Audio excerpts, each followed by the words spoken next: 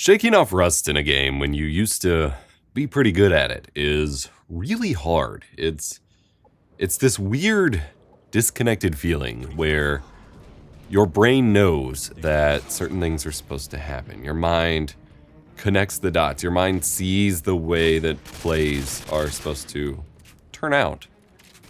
And yet you can't quite make it there. It's almost like an itch that you just quite can't scratch. You just keep missing it. You just keep being off by just that ever so little amount.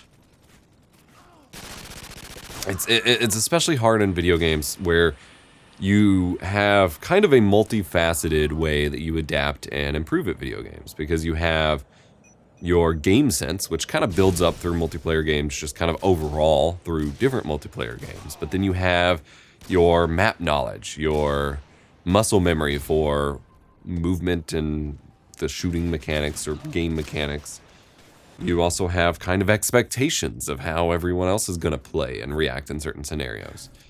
And then you have the more finer muscle memory of the specific button configurations or the sensitivity on an analog stick if you're playing on a controller, how your TV feels in terms of input lag. Those little things that you don't think about, but your mind is constantly compensating for. And a lot of those things stick with you. Muscle memory and like map knowledge, if you've played a game long enough, those things will stick around. But if you haven't used, like in my example, with this terrible gameplay, if you haven't used a controller in 10 years for this kind of hardcore play, it doesn't feel right.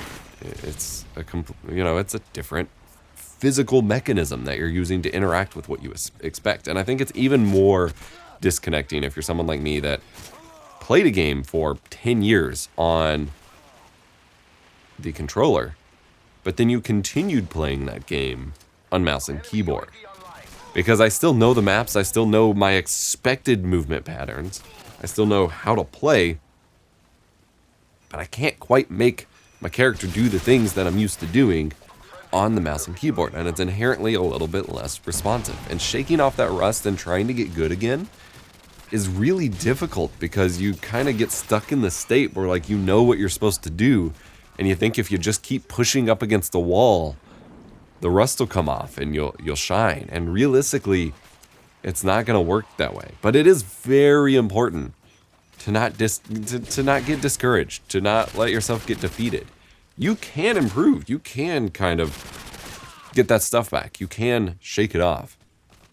But it takes effort. You kind of have to go back to the fundamentals and realize that no matter how much time you had in the game, or skill, I guess, no matter how familiar you were with it and how much you think you should be able to pull these things off, you're just not going to be able right away. You got to put in the hours again to practice, to get those skills back, to get that polish back on your play, on your skill usage.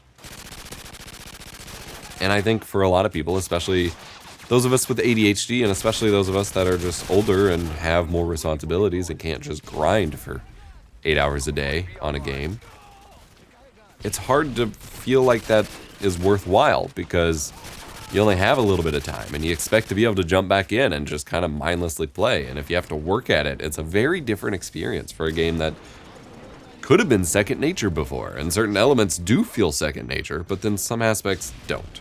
But it's important to remember to be patient with yourself, that you're not, no one really can just pick something up like that after a long time and be really good at it. That's not true.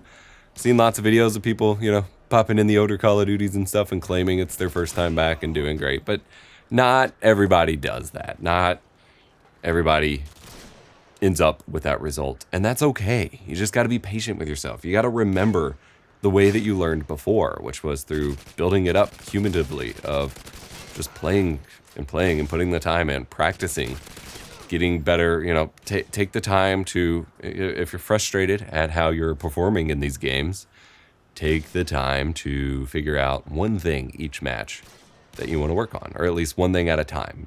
It probably will take more than one match, but if you're finding that you're really struggling, then say, okay, what is it? What is feeling wrong about playing right now? And for some, it's going to be aiming. For some, it's going to be timing of shots. For some, it's going to be just map movement. For me, it's my ADHD impulsivity to just run into gunfire because I want to be Rambo. Whatever it is, take that and just one thing at a time work on it every few matches. And you can switch it up. Like maybe you work on aiming for a few matches, then you work on map positioning for a few matches, but you build that up.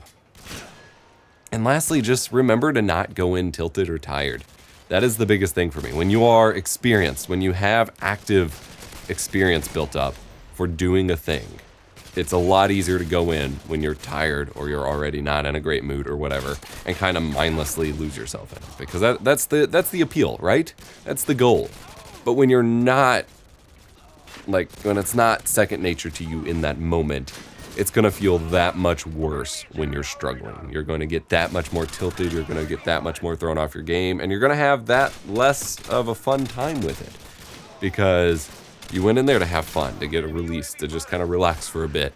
And if you're really struggling and just getting more mad, then arguably turning the game on at all was kind of a net negative experience and was not the thing you should have done. So keep that in mind. That's just...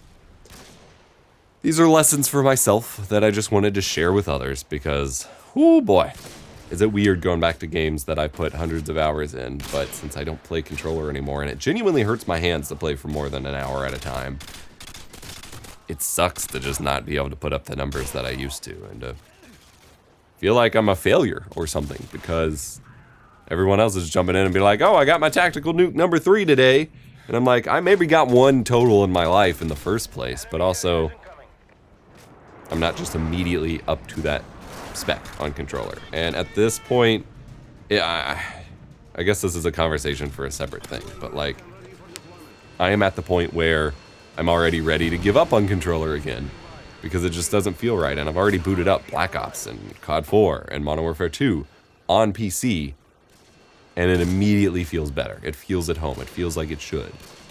And so why would I push myself to struggle with controller? But that's kind of where the community is. That's where all this revitalized interest is. And I want to be a part of that. But I can't do controller. And all those mouse and keyboard to controller things, they don't really work the same. I don't know. But like I said, this is me being hard on myself. I said don't be hard on yourself. Be patient with yourself. And just give yourself time. Look at the scoreboards in the matches that you play.